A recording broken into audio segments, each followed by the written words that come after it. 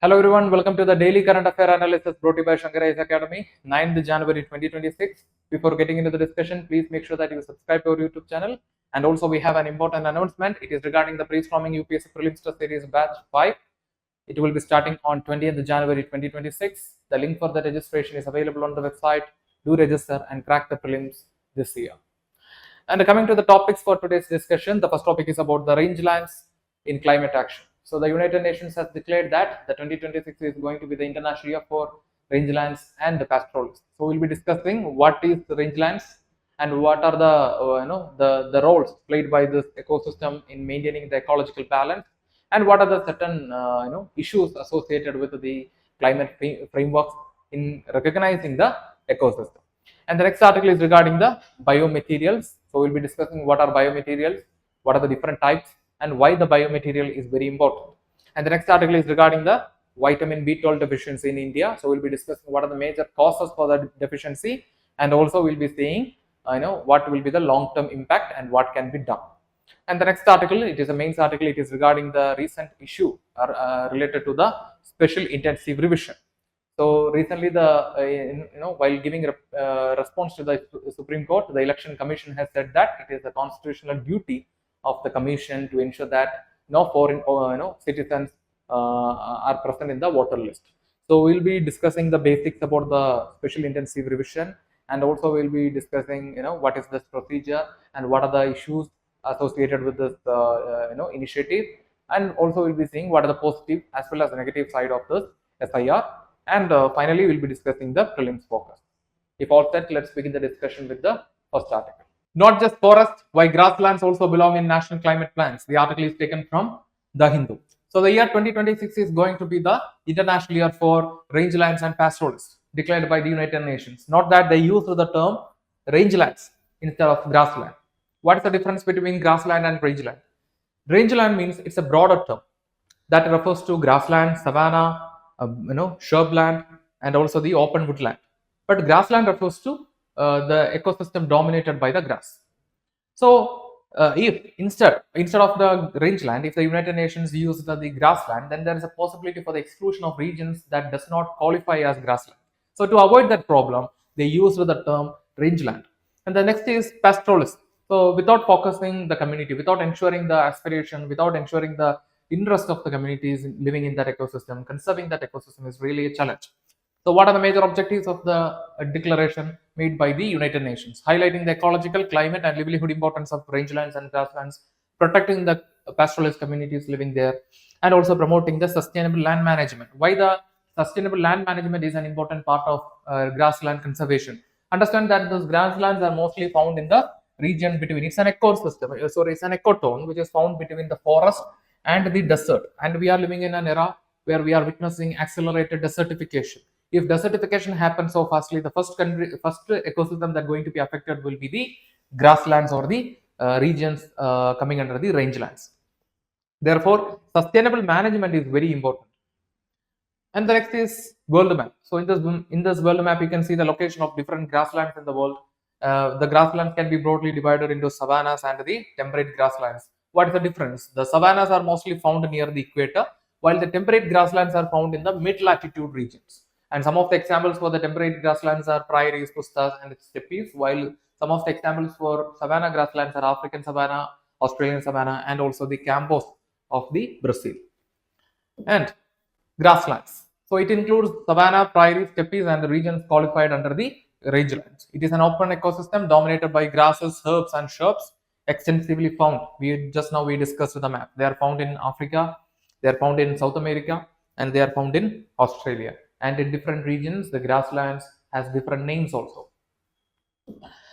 And why grassland is important in the fight against the climate change? So we know that when we talk about climate change, when we talk about the climate change conventions or frameworks, we can see that most of the frameworks are giving importance to forest management. Often the grassland and similar ecosystems are unrecognized. But a recent study done in the Science Journal in 2022 found that some savannas can even store more carbons than forest.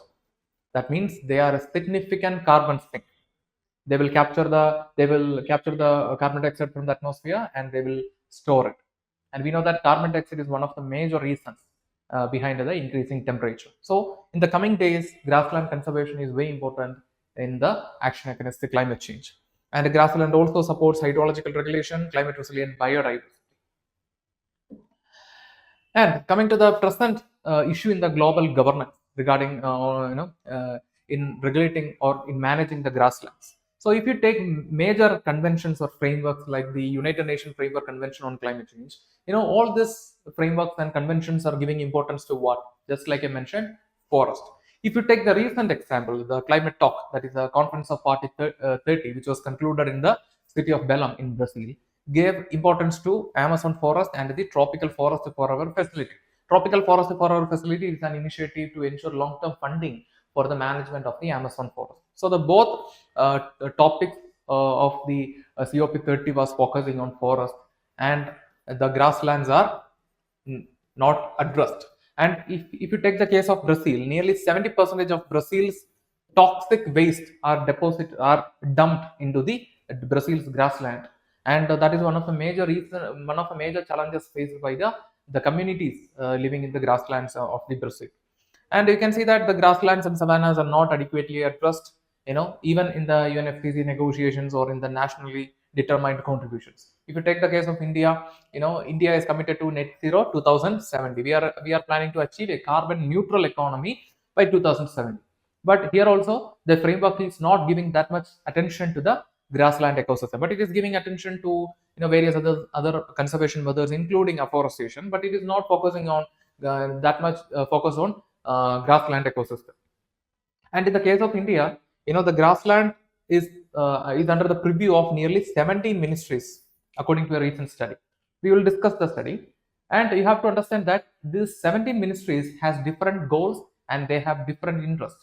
For example, one side the Ministry of Environment is talking about the afforestation for the conservation, while on the other side the Ministry of Rural Development is talking about the conversion of this uncultivated lands into agricultural land for better food production in the rural area. So there itself we can see a contradiction between the ministries regarding an issue. And coming to the major challenges, sorry, there's a mistake. What are the major challenges faced by the grassland ecosystem? Conversion to agriculture, just like I mentioned. Now the Ministry of Environment is talking about afforestation, while the Ministry of Rural Development is talking about conversion of this uncultivated lands into agricultural land for better food production. And the second is afforestation and plantation. So we know that once plantation comes, it will be giving more importance to what? Cash crops. And the next is invasive species. So not that this buffalo grass, which is a native to native to Asia and Africa, but now this buffalo grass entered into Australia and it is creating major problem. What is the major concern about this buffalo grass? Buffalo grass can intensify the burning. That means if there is a wildfire and if the buffalo grass is there, then controlling the wildfire is a major challenge. Mining and fossil fuel extraction, like all other ecosystems, the grassland is also facing the same problem. Fire suppression policies and also climate-induced issues like droughts and flash floods. Grasslands and social justice. How the grasslands and social justice are related. So we know that the grasslands are also home to various communities, indigenous people, pastoralist communities, and traditional communities. So we heard about various communities depending on grasslands for their day-to-day life. For example, the Bushmen of Kalahari, and at the same time, the Banjaras of India. And you can see that in the Brazil, I forgot the name, but in the Brazil there's a community who are the descendants of the African people, but they are living in the Brazilian grasslands for nearly 4 to 5 centuries. They were taken by the European colonizers during the time of colonization. But you can see that majority of the communities are facing issues related to land tenure, displacement due to the climate change and development, policy bias towards the agribusiness. And like I mentioned, 70% of the Brazil's agricultural toxic waste are dumped into the grassland of the Brazil. So that is also one of the major concerns. So these are the major concerns associated with the with the tribal communities living in the grassland. And if you take the role of UN conventions, like I mentioned, UNFCCC, which is giving more importance to climate change, only limited recognition for the grassland. United Nations Convention on Biodiversity, it is focusing on a balance of biodiversity. It gives better conservation recognition for the grassland. And next we have the most important convention, that is the related to grassland, that is the United Nations Convention on combating the desertification, which is focusing on land degradation, and that gives stronger recognition to the grassland ecosystem. And you can see that in the COP 15, which was held in the Saudi Arabia, a resolution was passed that is known as L15, that recognized the rangeland as a complex socio-ecological system. So this principle could be an inspiration for the present, international year for rangelands and pastoralists. And it called for improved tenure security, prioritized investments, and sustainable rangeland management. So the COP 16 not just addressed the environment, it addresses the communities, their customs, and their social structure living in the grassland. And what about India? So just like before I mentioned, in the case of India, the grassland is falling under the preview of nearly 18 different ministries. Before that I said 17, it is 18. So a recent study done by the Ashoka Trust for Research in Ecology and Environment found that the Indian grassland ecosystem is falling under 18 different ministries. So like I mentioned, there is a policy contradiction. The Ministry of Environment is focusing on afforestation, while the Ministry of Rural Development is talking about the conversion of this area. They annually publish an atlas on the wastelands. So on that, they will be focusing more on, they will be researching more about on the possibility of converting this uncultivated grassland like ecosystems into agriculture field or for other purpose. And we know that India, as per the national determined contribution, we are planning for a 2.5 to 3 billion tons of carbon equivalent carbon sink by 2030. And like I mentioned, we are planning to achieve the net zero 2070. But even today, the focus on the grassland is very limited. So we are giving, like all other countries, we are also giving more importance to the forest. So this is one of the major limitations in the policy framework itself. And coming to the prelims practice question, the question is with reference to grasslands and rangelands, consider the following statements. Statement 1, grasslands store a significant portion of their carbon mainly in soil rather than above ground biomass. Statement 2, the United Nations Framework Convention has historically provided greater institutional focus to grasslands compared to the forest. Statement 3, the United Nations Convention on Combating Desertification has formally recognized rangelands as a complex socio-ecological systems. Yes, it was done in the COP 16. So the statement 3 and statement 1 are correct, while the statement 2 is incorrect. The UNFCCC is not giving that much attention to the grassland. It gave more focus on forest. So the correct answer will be option A, 1 and 3 only. Yes, with this we will move to the next article. What are biomaterials and how do they work? The article is taken from The Hindu. So we know that we are living in a world where the nations are committed to green goals like sustainable development, circular economy, and there comes the importance of biomaterials. So what are biomaterials? What are the properties, and what is the status of India? Let us discuss. So coming to the biomaterials, so these are the materials that are fully or partially made from biological sources, derived from biological sources, or engineered using biological processes, and they are designed to replace or interact with the conventional materials. The best example is bioplastics. The best example is bioplastics, and they are used in sectors like packaging industry, textiles, construction, and also in healthcare. In healthcare, we will be using the biomaterials for manufacturing certain implants and all.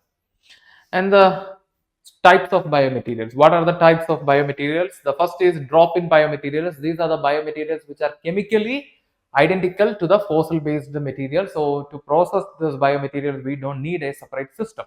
The best example is polyethylene terephthalate. So that is an example of drop-in biomaterials. And the second is the dropout biomaterials. These are chemically different from the conventional materials. So we need a new system or mechanism to process this dropout biomaterials. The best example is polylactic acid. And the third is novel biomaterials. So the properties of this novel biomaterials will be entirely different and new comparing with the conventional materials. For example, the self-healing ability of this biomaterials. If it is gets damaged, it will heal itself. And why does India need biomaterials, or why does a country needs biomaterials? Reduces dependence on fossil based products. It will support the climate action and the goal of circular economy. It aligns with the the objectives like banning the single use plastics, export competitiveness, particularly the environment, social and governance norms. Because we can see that the usage of the biomaterials, the use will promote environmental sustainability, social security, and at the same time it will also provide an accountable governance, and it creates non-food income for farmers. So you can see that the biomaterials are derived from where? From the crops like maize and sugarcane. So this will be providing an additional income to the farmers. So it combines environmental, economic, and the rural goals. And what is the status of India? So the biomaterial sector is rapidly emerging. So if you take the bioplastic market of 2024, the growth was $500 million, and we are expecting a strong growth in the coming days. And in the recent times, many companies are focusing on processing of this biomaterials. For example, Belrampur Chini Mills, which is the largest polylactic acid plant in the Uttar Pradesh. Next, we have the Poulan company, which is it is focusing on converting the temple flower waste to biomaterials. And then we have the Praj Industries, which is a bioplastic plant. But the major challenge in processing the biomaterial is that even today the companies are using foreign processing technologies, which may increase the cost. And what are the key challenges for India? Feedstock competition with the food crops. This will increase the risk of water stress and soil degradation, and weak waste management and composting infrastructure. So we can see that the agriculture, environment, industry are under different ministries and agencies. So there is a lack of coordination. So this will affect the policy regarding the biomaterial, and if there is any delay there, then there is a possibility for importing the materials. This will also improve. This will also increase the cost. So coming to the prelims practice question, the question is, with reference to biomaterials, consider the following statements. Statement 1, biomaterials are derived wholly or partially from biological sources and can replace conventional materials. Statement 2, drop-in biomaterials are chemically different from petroleum based materials and require new manufacturing systems. Statement 3, polylactic acid is an example of biomaterial used as an alternative to conventional plastics. Which of the above statements is or are correct? So we can see that from our discussion, the drop-in biomaterials are the biomaterials which has chemical properties similar to the conventional, fossil-based products. So here the statement 2 is incorrect. While statement if the statement 2 is incorrect, then we can automatically eliminate the three options B, C, and D. So the correct answer will be option A, that is 1 and 3 only. Yes. With this, we will move to the next article. Vitamin B12 deficiency is more than just a nutrition problem. The article is taken from the Hindu. So we know that vitamin B12, which is very crucial for the physical as well as mental health of a person. But currently the India is facing the problem of vitamin B12 deficiency. Why this is causing, and what will be the long-term consequence of this vitamin B12 deficiency? Let us discuss. So why this vitamin B12 deficiency is there in India? So we can see that in the case of a society, the person's dietary pattern is always influenced not just by the economic status of that person. Even the socio-cultural aspect will be also playing a crucial role. So the major problem or the major challenge in accessing the vitamin B12 deficiency is the source of this nutrition. It is exclusively found in the animal-based food. So a person should consume some non-vegetarian food to get this vitamin B12. And the second is the cooking factor. So we have a tradition of prolonged heating. So heating a food for a long time can even reduce the vitamin B12 presence in that food. And the next is, here also we can see a paradox. So we will always think that the people who belongs to the upper strata of the society in terms of economic, and the social status may have high accessibility to the food. In general terms, it may be correct. But in the case of vitamin B12, in the case of vitamin B12, the people who are in the upper strata of society may not be having the this non-vegetarian food in their dietary pattern, and that will lead to B12 deficiency. While the low-income groups who may get vitamin B12 traces from natural bacterial flora in the traditional diet. So this paradox is observed in the recent time. And the next is the high risk demography is also playing a crucial role in the vitamin B12 deficiency. So the children, pregnant and lactating women, and also the elderly population requires higher level of vitamin B12 for better growth and neurological maintenance. And the next major challenge in the related to the vitamin B12 is the absorption barrier. So we can see that the people who are suffering from chronic gas trouble, the people who are suffering from Heliobacter infection, the people who are having the celiac disease, that is it's a kind of autoimmune disease where the consumption of gluten will lead to intestinal problem. So that such a type of disease is known as celiac disease. So people who are suffering from this disease may have challenges in absorbing the nutrition. So and also certain medications can also cause this condition. For example, the long-term use of metformin. Metformin is used for maintaining the sugar level in the blood. So the long-term consumption of metformin and acid suppressing drugs can also affect the absorption capacity of the intestine over a period of time. And the next is a functional gap. That means if you take the blood sample of a person, the person may have sufficient amount of B12 in the blood, but that is not properly utilized by the body. In that case, there is a functional gap, and this will also lead to a lot of health complications. And the next is the common factor, that is aging. Aging can also play a crucial. That means with the aging, the organ's ability will reduce, including the intestines will reduce the ability to absorb the nutrition. In such case, vitamin B12 deficiency is found in the elderly population. And the major challenge. So before getting into the major challenge, let us discuss what are the major or symptoms associated with this vitamin B12 deficiency.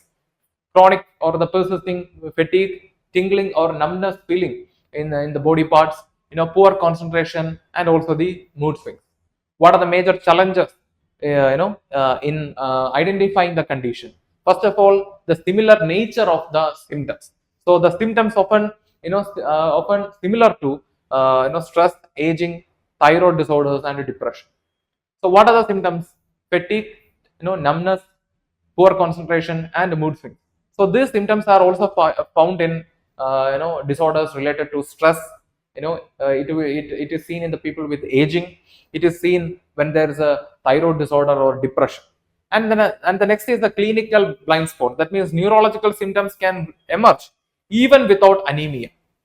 So the one of the biggest concerns associated with the with this B12 deficiency is the neurological function.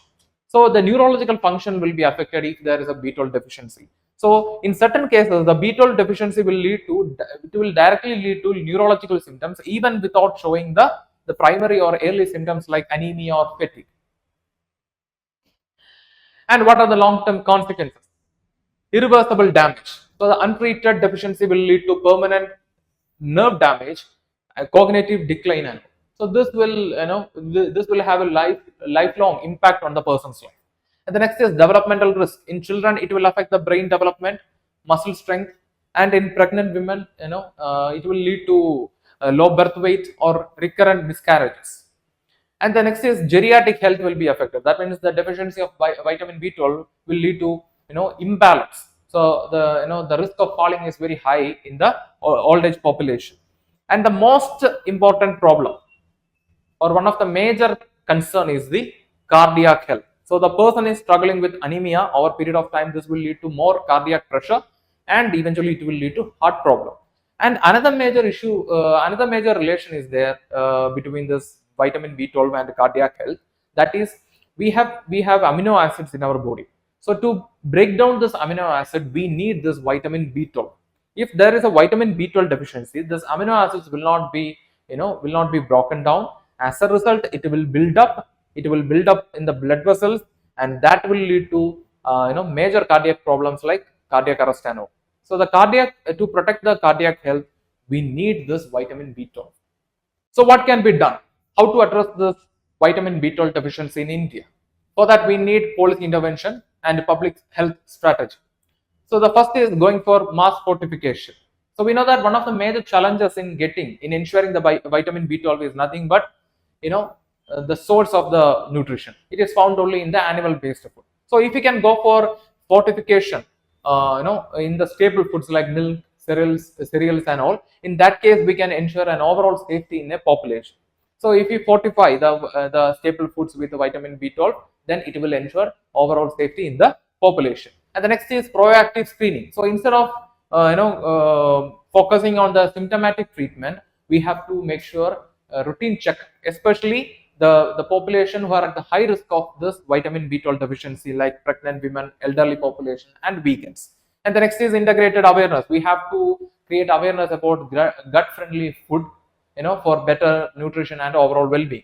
Holistic approach that includes synchronized strategy of awareness, screening, and medically guided supplementation to prevent irreversible neurological damage caused by the vitamin B12 deficiency. So these are the strategies that we can adopt to manage this crisis.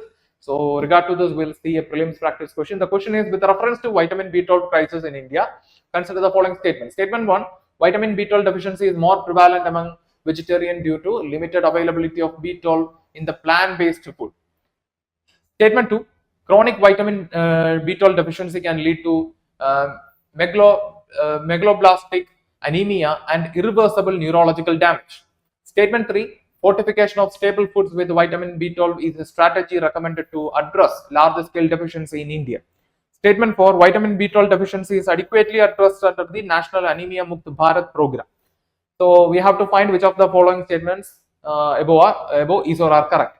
So we can see that the vitamin B12 deficiency is more prevalent among the vegetarians due to limited availability of B12 in the plant-based food. Yes, it is correct, because the animal-based food has more B12. So the statement 1 is correct. Chronic vitamin B12 deficiency can lead to megaloblastic anemia and irreversible neurological damage. Yes, it will affect the physical health, neurological health, cardiac health. So it will affect the overall health of the person. Statement 3, fortification of staple foods with vitamin B12 is a strategy recommended to address the large scale deficiency in India. Yes, if we can fortify the staple foods like milk, flours and all with this vitamin B12, then it will address the large scale deficiency in India. So the statement 3 is also correct. Vitamin B12 deficiency is adequately addressed under the National Anemia Mukt Bharat program. This statement is incorrect, because the vitamin B12 deficiency is not adequately addressed. It is indirectly addressed. It is mostly, the Anemia Mukt Bharat is mostly focusing on folic acid, that means iron deficiency. If that doesn't mean that it is not addressing the problem of vitamin B12, it is addressing but not adequately. So the statement 4 is incorrect. So the correct answer will be option A, 1, 2 and 3 only. Yes. So with this, we will move to the next article. Letter against the spirit on the election commission barring foreigners. The article is taken from The Hindu. So we know that the issue of the special intensive revision is going on in the country for the last few months. And recently, the Election Commission of India gave a response to the Supreme Court saying that it is a constitutional duty of the Commission to ensure that only Indian citizens are enrolled as voters. Not even a single foreign national is allowed inside the electoral roll. So what is the major concern associated with this SIR or special intensive revision? Before that, what is mean by SIR? SIR means it is an initiative or an administrative procedure or an exercise of the Election Commission of India to update the electoral roll. So the major concern now is the mass deletion, the large scale deletion of names. As of now, nearly 6.3 crore people got deleted from the electoral roll. And this concern is raised by opposition parties, legal organizations, civil organizations, and also the legal scholars. So in this background, let us discuss more about this article. So before getting into further facts related to the special intensive revision, we have to understand about the history of special intensive revision. So we know that India is known as one of the best democratic countries in the world, and since 1950s we have done this special intensive revision many times. In 1950s, the focus was more on the foundational process, And around 1970s, the population rate as well as the migration rate in India got increased. And you can see that now, and that time also the India went for special intensive revision. And the last special intensive revision happened in the year 2004, 2002, 2004, around 21 years ago. So how the special intensive revision will happen now? We know that for the purpose of election, a region will be divided into different constituencies, right? A region will be divided into different constituencies, and again it will be divided into different polling booth station. So here also, the for conducting the special intensive revision, the election commission is following the same pattern. A region. Imagine this is a region, and in this region we will having different polling station, right? And for each polling station there will be one BLO, that is booth level officer. So the ground level worker is the booth level officer, and above this, this booth level officer, we will have, for that means for every constituency, there will be one ERO. That means electoral, registration officer, and this officer will be appointed by assistant electoral registration officer. What is the primary duty of this ERO, that is electoral registration officer? Is preparing the draft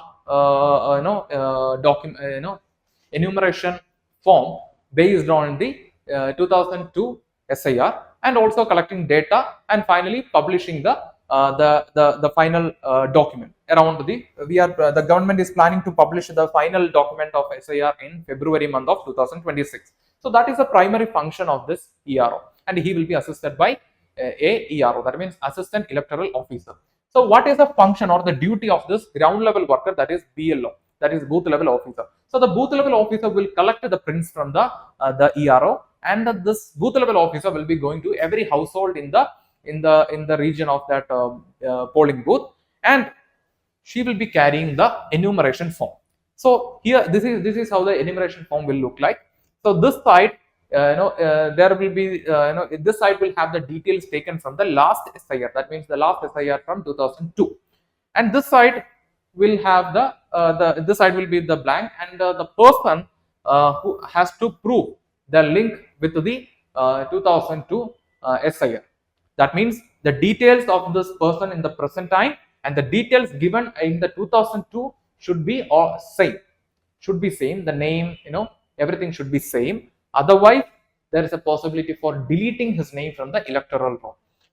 Now you may have a question, what about the people who born after the 2004? In that case, the person should establish the relation with the details of the person present here. That can be his parents, or that can be any of his relatives. If he fails to do that, then he can, there is a possibility for deleting his name. What about the people who haven't included their name in the electoral roll? For that also, the BLO will have a solution, that is the Form 6. So we have 3 forms related to the election, enrolling our names, right? The first is Form 6, which is for the new application. Then we have the Form 7, which is for the deletion, and then we have the Form 8, which is for altering our details in the election, in the electoral roll, right? So in case, so once again I will repeat, so this side of the enumeration form, there will be the details from the 2002 SIR. So the person has to establish the, they have to corroborate. If the corroborated details are not same, there is a possibility for excluding his name from the electoral roll. If the person is born after 2005, in that case, the person should establish the relation with the details of the person mentioned here. That can be his father, that can be his mother, or any other relatives. And coming to the list of documents accepted by the Election Commission as a part of the SIR. So in case if a person got eliminated, then in that case he can go for appeal and he can re-include his name.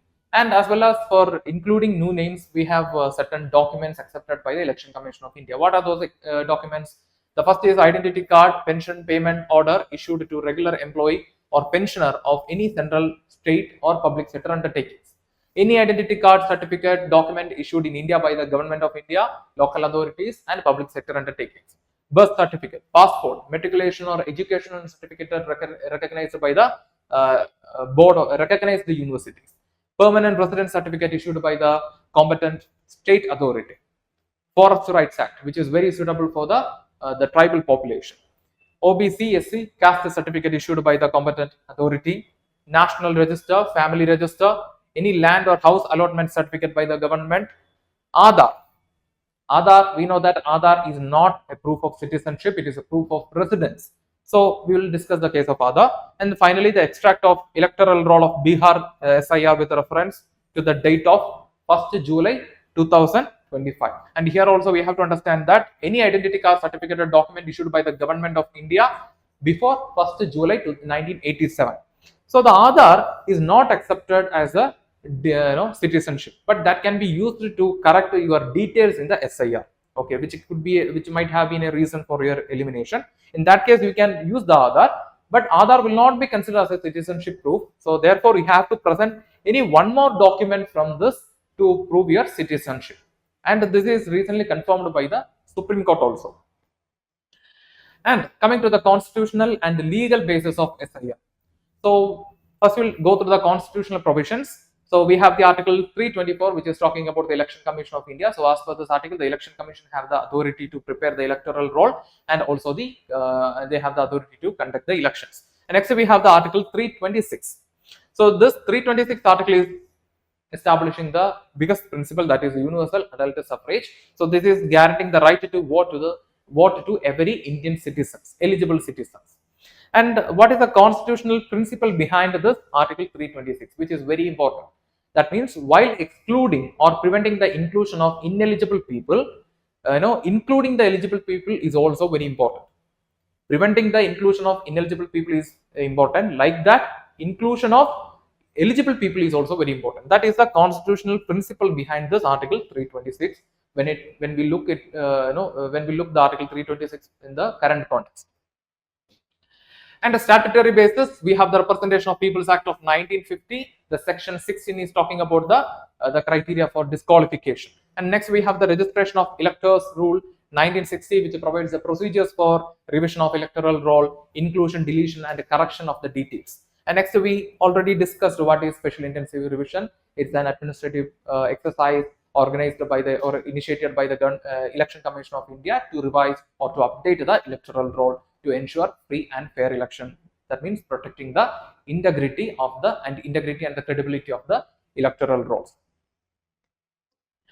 And objectives of the SIR.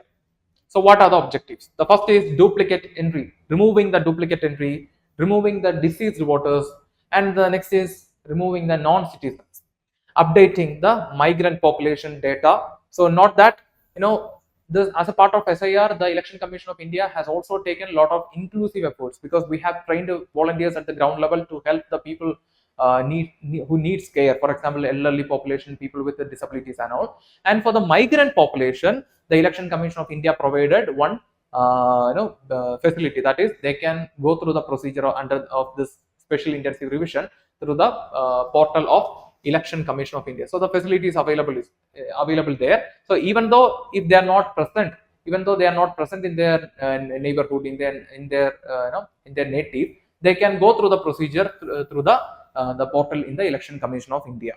And there also one more issue is there. So we have taken all the initiatives, but what is the ultimate mechanism or methodology that we are adopting to ensure to ensure the eligibility of a person? That is corroborating the details, corroborating the present details with the details present in the SIR of 2002, right? So in the rural area or in your neighborhood, the BLO can help you. And in the migrant population, they can go through the procedures in the portal of Election Commission of India. What about the tribal population? What about the the illiterate migrant population? So there are certain issues. And like I mentioned, the ultimate objective is ensuring the credibility and the purity of the electoral rolls. That means, simple words, ensuring free and fair election. And coming to the positives of SIR, positives, negatives, both we will discuss. The positive includes, first is electoral roll integrity.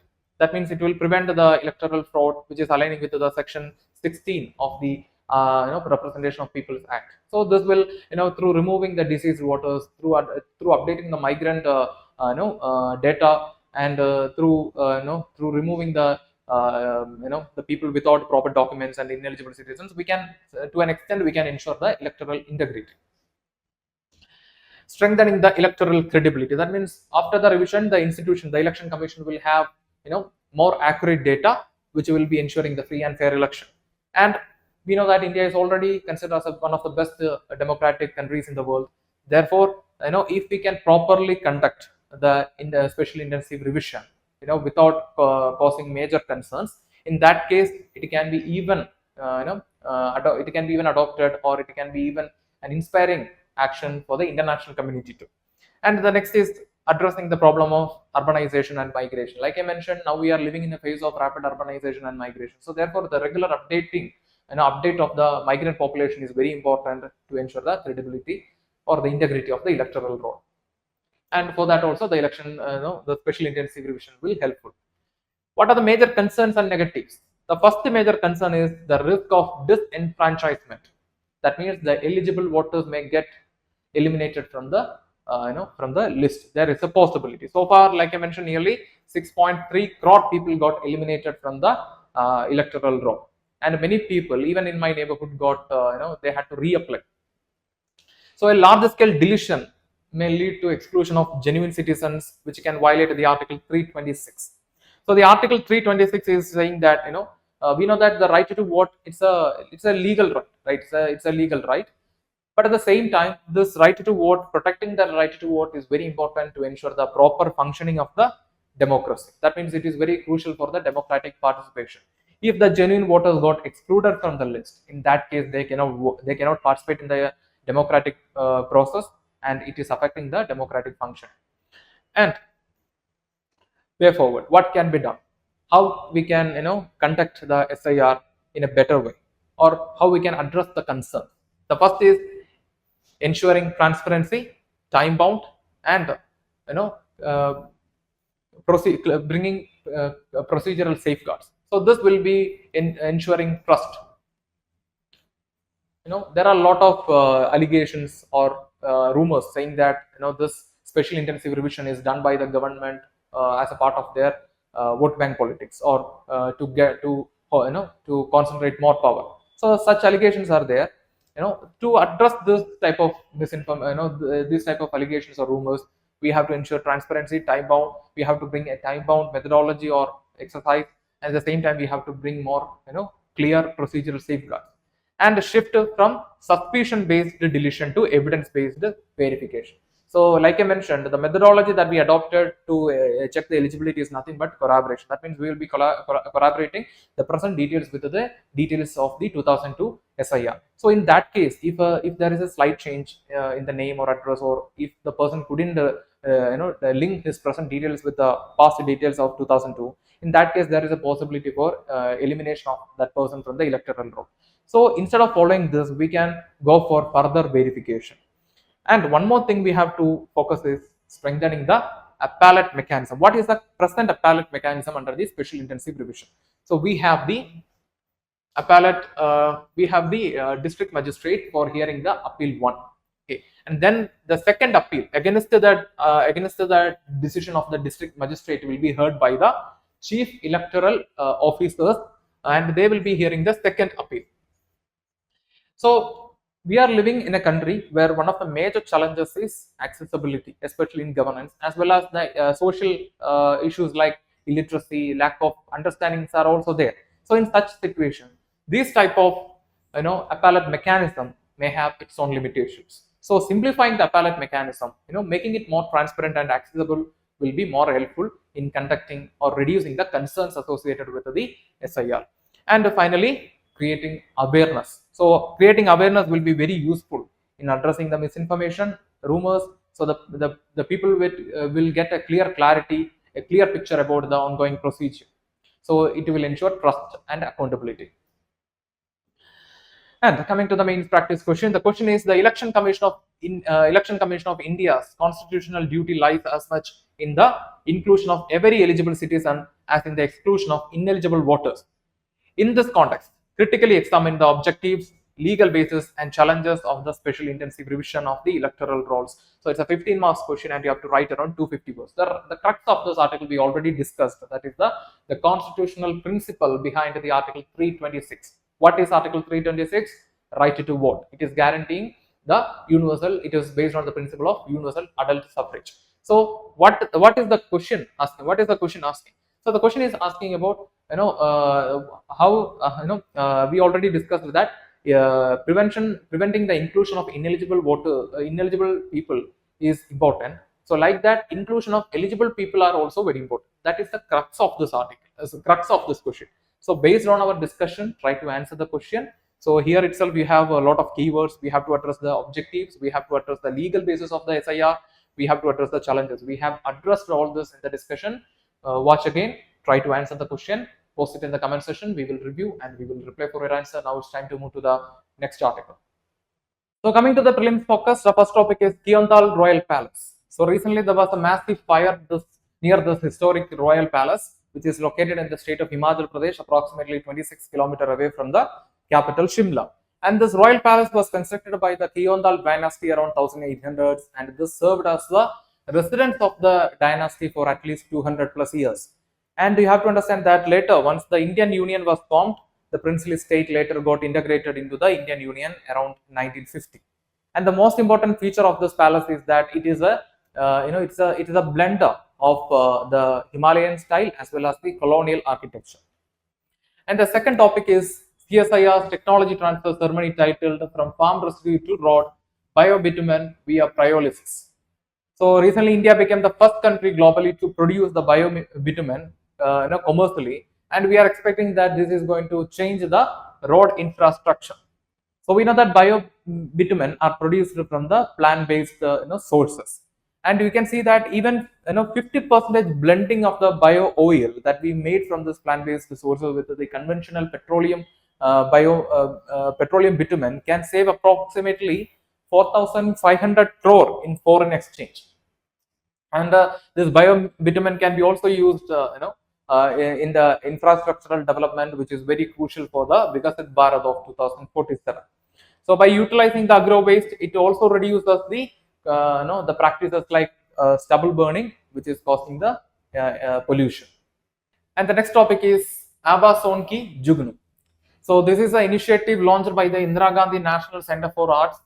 It is an autonomous institution working under the Ministry of Culture. The objective is documenting and preserving the unique and the most beautiful voices of India, through recorded interviews and authentic publications. So it will be there forever. So we have a lot of singers and many other personalities. So the voices of those personalities will be recorded and preserved under this initiative launched by the Indira Gandhi National Center for Arts, which is an autonomous institution working under the Ministry of Culture.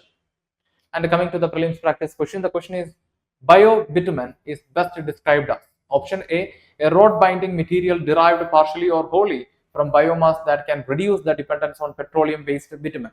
Option B, a natural occurring hydrocarbon extracted from oil shell. Option C, a synthetic polymer used exclusively for waterproofing buildings. And option D, a byproduct of coal gasification used in highway construction.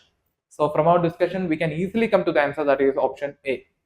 With this, we are coming to the conclusion for today's current affair analysis. If you like the video, hit the like button, give your feedbacks as comments, and share this content with your friends. And before leaving this channel, don't forget to subscribe and also hit the bell icon to receive on-time updates from the academy. Thank you for listening to us. Thank you for listening to me. Have a nice day.